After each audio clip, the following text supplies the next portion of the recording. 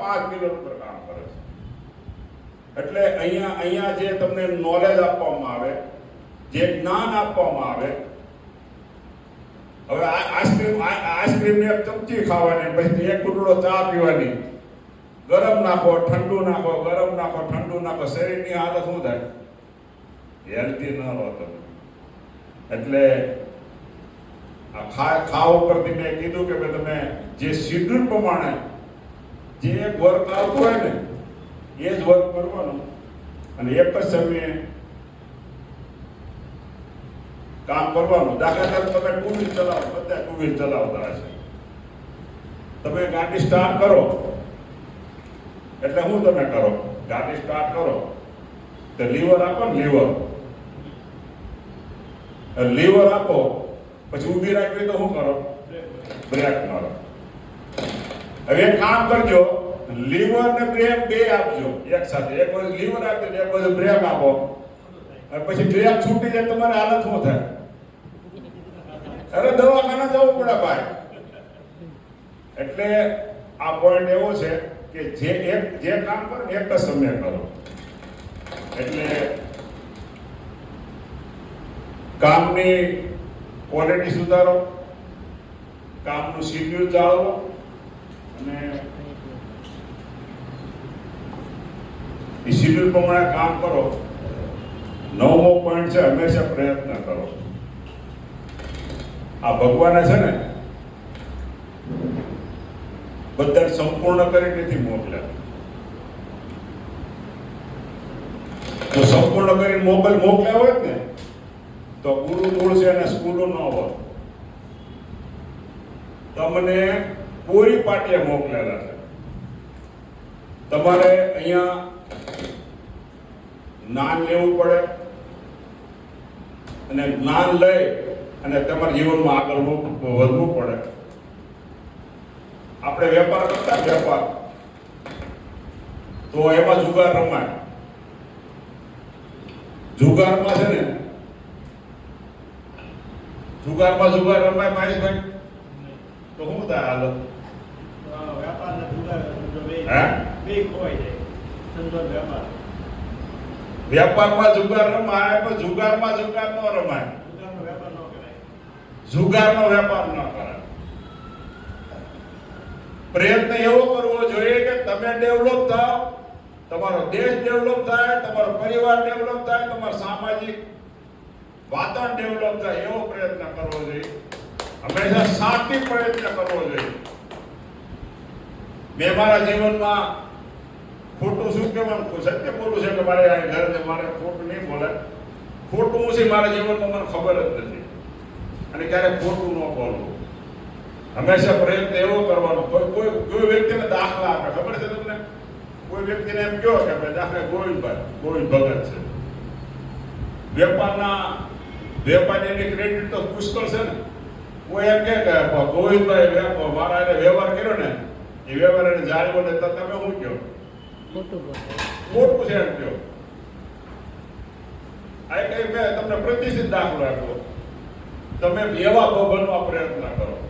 મારું કોઈ પૂછે કે હિંમતભાઈ આવી જગ્યાએ આમ હતા ને આમ હતા ને આમ પીતા હતા, તો કોઈ ન માને. મારી જિંદગી શું છે પણ ખબર જ નથી.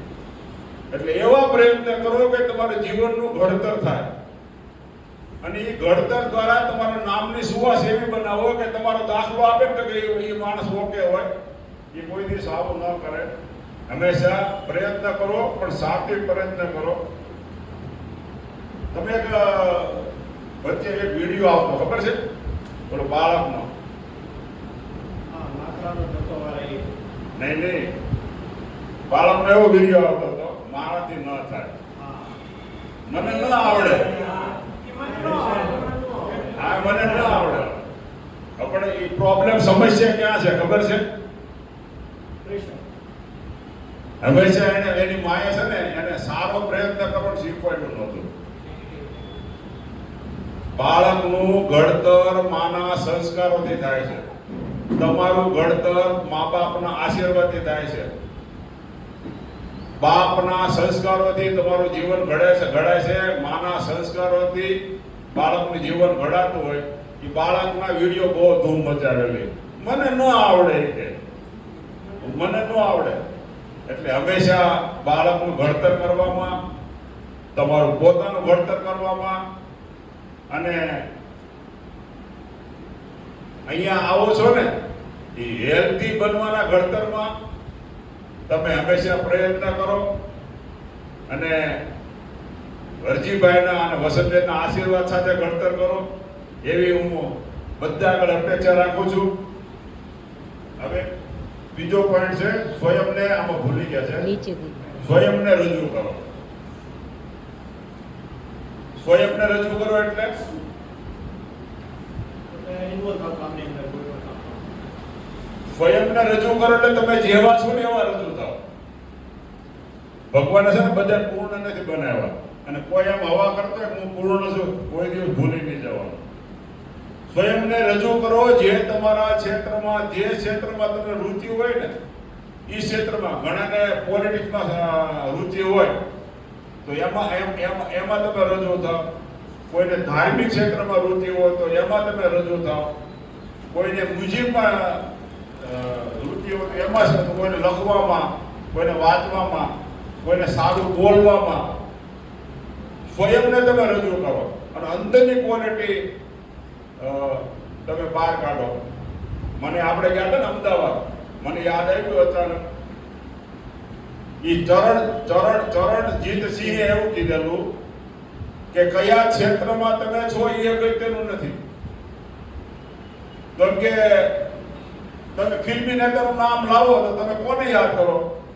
એને બોલવું નહોતું પડ્યું કે ફિલ્મી ક્ષેત્રમાં એને પોતાના સ્વયંને રજૂ કર્યા. કોણ આપણે નામ બોલીએ કે ફિલ્મી ક્ષેત્રમાં નામાંકિત વ્યક્તિ કોણ? અમિતાભ બચ્ચન, શાહરુખ ખાનનું નામ બોલ્યા. બીજું નામ બોલ્યા રાજકીય ક્ષેત્રમાં કોણ? નરેન્દ્રભાઈ નામ બોલ્યા. એટલે તમે સ્વયંને એવી રીતે રજૂ કરો કે જ્યારે તમને એમ કહે ને કે કયા ક્ષેત્રની વ્યક્તિ, ધાર્મિક ક્ષેત્ર હોય, પોલિટિક્સ ક્ષેત્ર હોય, ફિલ્મી ક્ષેત્ર છે, તો સંગીતની દુનિયા હોય, સ્વયંને એવી રીતે રજૂ કરો કે તમારી ક્વોલિટી ડેવલપ થાય. એ ક્વોલિટી દ્વારા તમે તમારું નામ બનાવો. એટલે સ્વયંને એવી રીતે રજૂ કરો કે તમારું જીવન બને અને તમે ખૂબ આગળ વધો. એવી રીતે આપણે રજૂ થવું જોઈએ. નિયમિતતા કેળવો. હવે નિયમિતતા આપણે તંદુરસ્તી લાવીએ તો નિયમિતતા કેળવવી પડે કે ન કેળવવી પડે? ખાટલામાં હોતા તંદુરસ્તી આવે. નિયમિતતા કેળવવામાં સમજો કે ભાઈ તમારે અહીંયા આવવું હોય તો આગલે દિવસે આયોજન કરવું પડે કે મારે સવારમાં 5 વાગે ઉઠવું પડે. 5 વાગે ઉઠ્યા પછી તે તમારો જે ક્રમ હોય ને ક્રમ તમારે ઘેરે નાવા ધોવાનું જે હોય, ફ્રેશ થવાનું એ થવું પડે. અને અહીંયા જે ટાઈમ આપ્યો હોય ને એ ટાઈમે તમારે આવવું પડે. એ ટાઈમે તમે ન આવો, નિયમિત ન રહ્યો. કારણ કે આપણો ક્લબનો ટાઈમ કેટલા વાગ્યાનો છે? 6 વાગ્યાનો. પછી કસરતનો ટાઈમ આવ્યો પછી 45 મિનિટનો છે. પછી ધ્યાન કરાવે પ્રકાશ સર. ત્યાર પછી જે 15 મિનિટનો જે પ્રક્રિયા હોય બધું થાય. અને ત્યાર પછી મારી જેવો કોઈ વક્તા હોય ને એને આગળ આ જ્ઞાન પીરસવામાં આવે. તમે કામ કરજો, કાલે 8 વાગે આવજો. ભાઈ તમને કોઈ મળશે નહીં મળે. એનું કારણ છે તમે નિયમિત નથી ને, એટલે તમે નિયમિતતા નથી કેળવી ને, એટલે જે સારો પીરિયડ ગયો ને કસરત કરવાનો, ધ્યાન કરવાનો, અને અહીંયા જે સ્ટેજ ઉપર કેમ ખાવું, કેમ પીવું, કેમ સૂવું, કેમ આ 5 પિલરનો જે છે ને એ તમને એનો લાભ મળે ન મળે. એટલે નિયમિત બનો, સમયનું શિડ્યુલ જાળવો. અને સમયનું શિડ્યુલ તમે જાળવો છો ને, અને એ વાતાવરણમાં તમે જ્યારે ઇન્વોલ્વ થાઓ ને ત્યારે તમને એનો ફાયદો થાય અને હેલ્ધી બનશો. હવે સમય થઈ ગયો છે મહેશભાઈ, તો કાલે બીજા પોઈન્ટ આપણે લેશું. આજે હવે એક છેલ્લો પોઈન્ટ, આ 24 પોઈન્ટ છે આમાં. હા, એટલે એક પોઈન્ટ લઈ લો છો, આભાર વ્યક્ત કરો.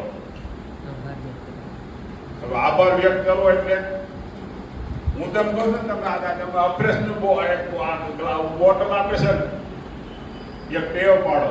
તમને અફ્રેશ નાખે પેલામાં, એટલે હાથમાં ગ્લાસ લેતા પહેલા તમને જેને માનતા હોય શેક આપે. તમે તમારા જે ઈષ્ટદેવ હોય, તમારા જે ગુરુ હોય, એને શું કહેવાનું? કા જય સ્વામિનારાયણ કરવાનું, કા જય શ્રી કૃષ્ણ બોલવાનું. એ તમને ગ્લાસ આપે ને એટલે કહેવાનું જય શ્રી કૃષ્ણ, જય સ્વામિનારાયણ. તમારા જેને માનતા હોય હું એવી આપણે અથવા થેન્ક યુ કહી શકાય. હા, કા થેન્ક યુ. હવે અફ્રેશ લીધું, ત્યાર પછી તમને શેક આપવા આવે ને ત્યારે એને કા થેન્ક યુ કહેવાનું, અને કા એને ખૂબ ખૂબ આભાર. જે તમે જેને માનતા હોય ને એમ કહો જય સ્વામિનારાયણ.